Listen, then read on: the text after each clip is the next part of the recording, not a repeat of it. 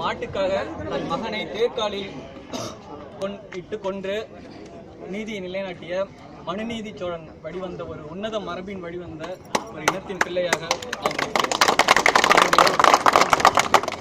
நம்முடைய உயர்ந்த பண்பாடு கலாச்சாரம்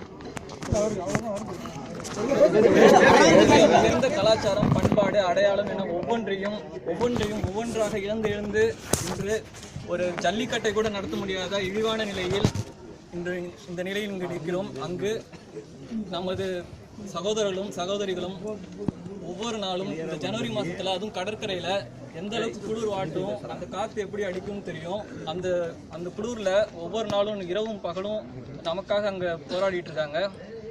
இதே ஜனவரி மாதம் 1ஆம் தேதி பெங்களூர்லையும் டெல்லியிலையும் நடந்த அந்த புத்தாண்டு கொண்டாட்டத்தில் எத்தனை பொண்ணுங்கள் தாக்கப்பட்டாங்கன்ட்டு நாடே அசிங்கப்பட்டது.